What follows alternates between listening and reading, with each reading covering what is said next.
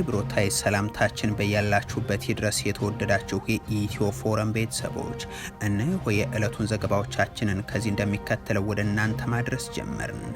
አበይት ነጥቦቹን በቅድሚያ ብልጽግና ከፍተኛ በተባለ ወታደራዊ እንቅስቃሴ ላይ መሆኑ ተሰምቷል። የመሳሪያዎቹና ሰራዊቱን ከቦታ ቦታ መጓጓዝ ተግባሩን ማጧጡፎ ቀጥሏል። ይህንን የሚያደርገው ደግሞ ለሀገር ውስጥ ብቻ ሳይሆን ለጎረቤት ሀገራት ጦርነቶች ጭምር ስለመሆኑ መረጃዎች ያመለክታሉ። ዝርዝሩ ተዘጋጅቷል። በአማራ ክልል በካምፖችና ከተሞች ጭምር ጥቃቶች መድረሳቸው ተገለጸም። መከላከያ አካባቢዎች ለቆ መውጣቱን ተከትሎ በብልጽግና ሰዎች ዘንድ መደናገጥ መፈጠሩ ታውቋል። አገዛዙ ደግሞ ስትራቴጂክ ባላቸው አካባቢዎች ግንኙነቶችንና የስልክ መስመሮችን ሁሉ ዘግቶ የሚያደርገውን ዘመቻ ቀጥሏል። ይህንንም እንመለከታለን። ህወሓት የብልጽግናው መንግስት ለሌላ ደም አፋሳሽ ጦርነት ዝግጅት ሰራዊቱንና የጦር መሳሪያውን ወደ ትግራይ እያስጠጋ ስለመሆኑ አሳወቀም። እንዲህ ያሉ እንቅስቃሴዎች ቆመው ወደ ንግግርና ሰላማዊ መንገዶች እንዲገባም ጥሪ አቅርበዋል። ተጨማሪውን አዘጋጅተናል። ይህ በእንዲህ እንዳለም ሻዕቢያ ለብልጽግናው ሰሞንኛ ደብዳቤ ምላሽ ሰጥቷል። የአዲስ አበባው መንግስት ሰሞንኛው ክስም ሐሰተኛና ፈጠራ ነው በማለት አስተባብሎታል። እንመለከተዋለን። ፕሬዝደንቱ ባለን አቅም ሁሉ እንዋጋለን ሲሉ ተናገሩ። በኢትዮጵያ ሶማሊያ ክልል ሪዞርትን ከጎበኙ በኋላ ወደ ግብፅ አቅንተው ከአልሲሲ ጋር መክሯል። ቀይ ባህርን የተመለከተ ነው የተባለለት ወታደራዊ ስምምነትን ደግሞም ሳውዲ አረቢያ ጋር መፈራረማቸው ተሰምቷል። ሌላኛው መረጃችን ነው።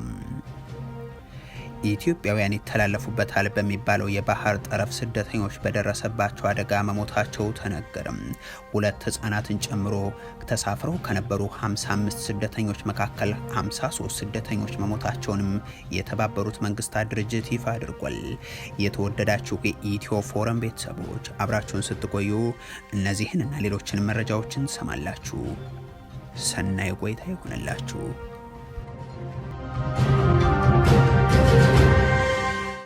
በአማራ ክልል በካምፖችና ከተሞች ጭምር ጥቃቶች መድረሳቸው ተሰማ። መከላከያ አካባቢዎችን ለቆ መውጣቱን ተከትሎ በብልጽግና ሰዎች ዘንድ መደናገጥ መፈጠሩም ታውቋል። አገዛዙ ደግሞ ስትራቴጂክ ባላቸው ስፍራዎች ላይ ግንኙነቶችን በሙሉ ዘግቶ የሚያደርገውን ዘመቻ ቀጥሏል። የብልጽግናው አገዛዝና መዋቅሩ በአማራ ክልል ያለ መከላከያ ሰራዊቱ መቆየት የማይችልበት ሁነት ላይ ለመሆኑ ሰሞነኛው የደቡብና ማዕከላዊ ጎንደር ውስን አካባቢዎች ሁነት ማሳያ ይመስላል። በደቡብ ጎንደር ዞን መቀመጫ ደብረ ታቦር ዙሪያ ውጊያዎች መደረጋቸው ሲሰማም በዞኑ በወረዳዎች የነበረው የመከላከያ ሰራዊቱ ቦታዎችን ለቆ ወደ ትግራይ አዋሳኝ አካባቢዎች እንዲጓዝ መደረጉን ተከትሎ የፋኖ ኃይሎች በአንዳንድ ቦታዎች ላይ ውጊያዎችን፣ በሌሎች ቦታዎች ላይ ደግሞ ያለ ተኩስ ልውውጥ መግባታቸውም ታውቋል። ይህ ደግሞ አገዛዙን ወግነው ሲያገለግሉ ለነበሩ የብልጽግና የአካባቢው አመራሮችም ይሁን ለሚሊሻና የአድማ ብተና አባላት ሌላ ጥፋትን ይዞ የመጣ ሁነት ነው የሆነው። ጥቂት የማይባሉ የብልጽግና ሰዎችም ወደ ክልሉ ዋና ዋና ከተሞች ጭምር መሸሻቸው ሲነገር በቁጥር ያልታወቁ የሚሊሻ አባላትና ፖሊሶችም ትጥቅ ፈተው መሰወራቸውን የተገኙ መረጃዎች ያመለክታሉ። ብልጽግና የክልሉ ጦርነት በዛው በክልሉ ውስጥ ባሉ ወገኖች መካከል እርስ በርስ ይከናወን ዘንድ ሰራዊቱ ይወጣል እያለም ሲገልጽ ቆይቷል። በእርግጥ በዚህ ዞንም የፋኖ ኃይሎች ከአድማ ብተናና የሚሊሻ አባላት ጋር ውጊያ ማድረጋቸው አልቀረም። በስማዳ ወገዳ ዙሪያ የተደረገው ውጊያን ተከትሎ የደረሰው ሰብአዊ ጉዳትም ለዚህ ማሳያ የሚሆን ነው። በቅርቡ የክልሉ ከፍተኛ ባለስልጣናት የተገኙበት መካነ ኢየሱስ አካባቢ ለዋይም ንፋስ መውጫን ጨምሮም ከተደረገ ውጊያ በኋላ የፋኖ ኃይሎች የገቡባቸው አካባቢዎች መካከል የሚጠቀሱ ናቸው። እስቲ አንዳቤት፣ አረብ ገበያም፣ አርባያም፣ እብናት እና ታች ጋይንት ምናመቀጠዋና ሌሎችም በዚህ ቀጠና የሚገኙ አካባቢዎች የፋኖ ታጣቂዎች የራሳቸውን አስተዳድሮች እየዘረጉባቸው ያሉ ስለመሆናቸውና የመንግስት የጦር መሳሪያ የግምጃ ቤቶችንም ስለመስበራቸው ነው የሚገልጹት። ከዚህ አካባቢ ሰራዊቱን ያስወጣው የብልጽግናው መንግስት በሌሎች የክልሉ አካባቢዎች ደግሞ የኔትወርክ አገልግሎቶችን ጭምር በመዝጋት ከዓለም የተደበቀ ዘመቻ ላይ ነው። ኮማንዶን ጭምር በማሰማራት እየተዋጋ ከሚገኝባቸው አካባቢዎች መካከልም በሰሜን ሸዋ ዞን በሸዋሮቢት ዙሪያም ቀወት፣ ዊስቲንቦይና መንግስቶ ተብለው የሚጠሩ አካባቢዎች ይጠቀሳሉ። በአንጾኪያ ገምዛ መኮይ ተብሎ በሚጠራው ስፍራም በበረሃትና መንዝ የተለያዩ ስፍራዎችም እንደዚሁም። ይህ በእንዲህ እንዳለ የፋኖ ኃይሎች በመተከል ፓዊ በሚገኝ የመንግስት ወታደሮች ካምፕ ላይ ጥቃትን ከፍተው ከፍተኛ ሰብአዊ ጉዳት ማጋጠሙ ታውቋል። የአድማ ብተናና የሚሊሻ አባላት በነበሩበት በዚህ ካምፕ በደርዘን የሚቆጠሩት መገደላቸውን የሚገልጹት የፋኖ ኃይሎች ከ50 በላይ የቡድንና የነፍስ ወከፍ መሳሪያዎችን መውሰዳቸውንም በምስል አስደግፈው ይፋ አድርጓል። እነዚህን ውጊያዎችና የተፈጸሙ ጥቃቶችን በተመለከተ ግን ከመከላከያ ሰራዊቱም ይሁን ከክልሉ ብልጽግና በኩል የተሰጠ ማብራሪያም ይሁን ምላሽ የለም።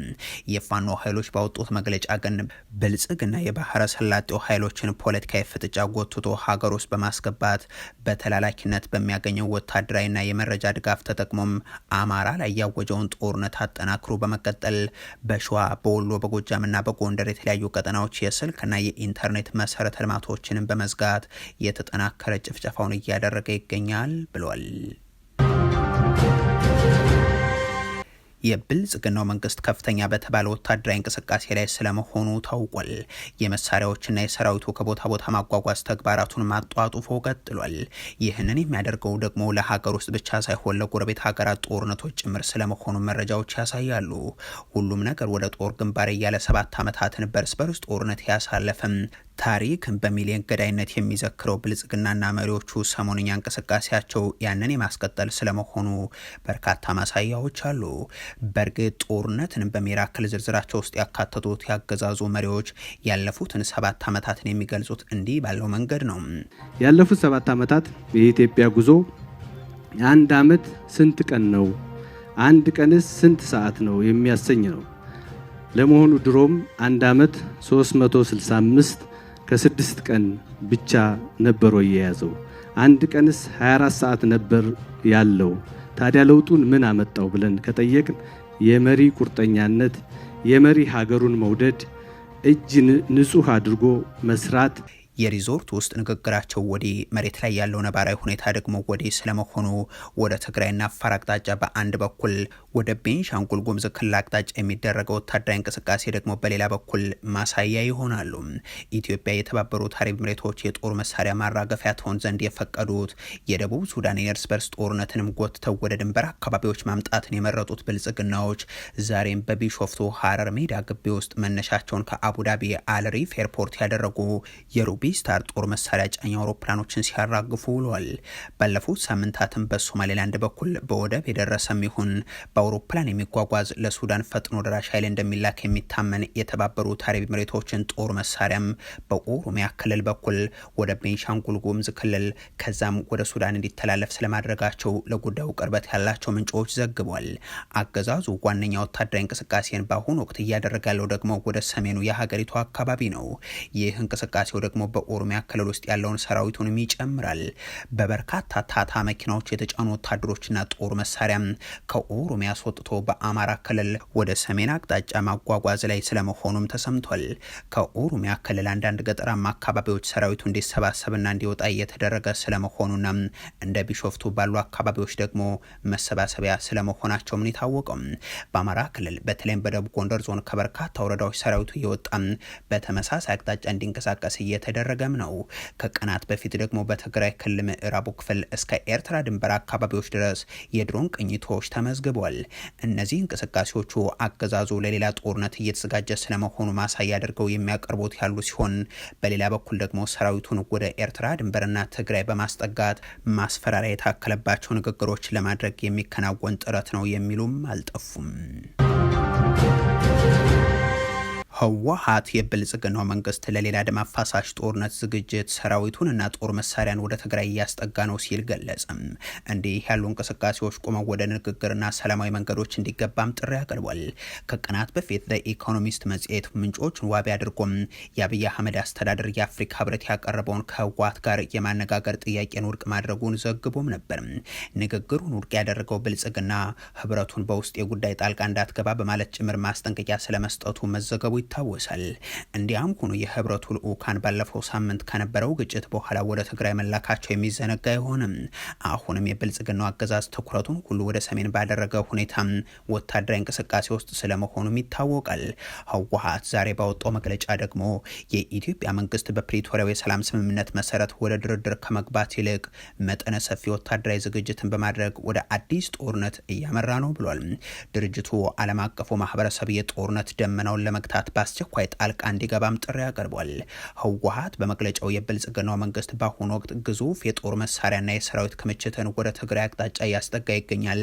ይህ እንቅስቃሴ ሌላ ዙር ደም አፋሳሽ ጦርነት ለመክፈት ያለመ ነው ሲል አንስቶም ባለፈው ሳምንትም በሰላማዊ ሰዎችና በሰራዊታችን ላይ የተፈጸመው የአየርና የምድር ጥቃት ለዚህ ማሳያ ነው ሲል ነው የጠቆመው።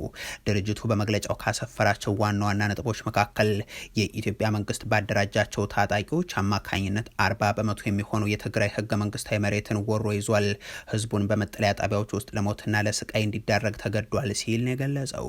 ህወሓት ለሰላም ቅድሚያ በመስጠት ልዩነቶች በውይይት እንዲፈቱ ጥረት ሲያደርግ መቆየቱንና አሁንም ፍላጎት ወደ ጦርነት መግባት ሳይሆን የፕሪቶሪያው ስምምነት ወደ ዘላቂ ሰላም እንዲሸጋገር ስለመሆኑን በመግለጫው አክሏል።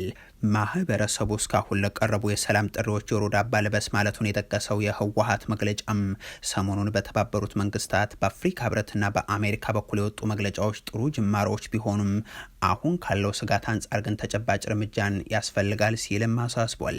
ህወሓት የኢትዮጵያ መንግስት ወታደራዊ ዝግጅቱን በአስቸኳይ አቁሞ ወደ ሰላማዊ ድርድር እንዲመለስ ሲልም ጥሪ አቅርቧል። ከህወሓት የተነጠሉ ብልጽግናን የተጠለሉ አካላት ደግሞ ህወሓትን በተለያዩ ወታደራዊ እንቅስቃሴዎች ሲገልጹ ሰንብቷል።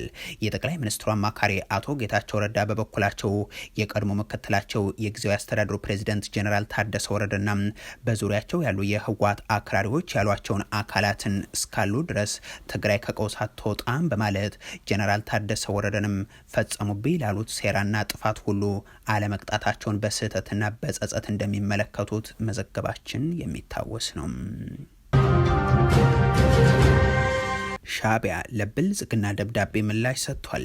የአዲስ አበባውን መንግስት ሰሞንኛ ክስም ሐሰተኛና ፈጠራ በማለት አስተባብሏል።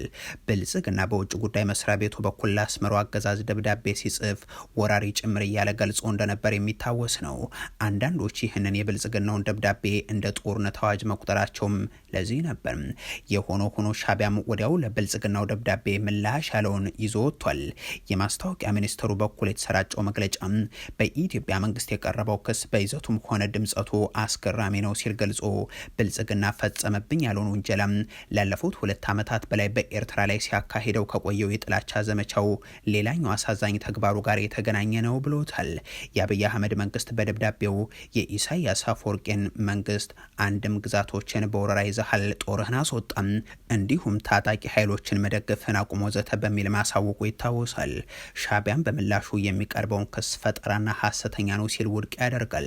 የኤርትራ መንግስት ለሁኔታው ማባባሻ የሚሆን ትርጉም የለሽ ሰጣ ገባ ውስጥ በመግባት የማቀጣጠልና የማባባስ ፍላጎት የለኝም ይላል በመግለጫው።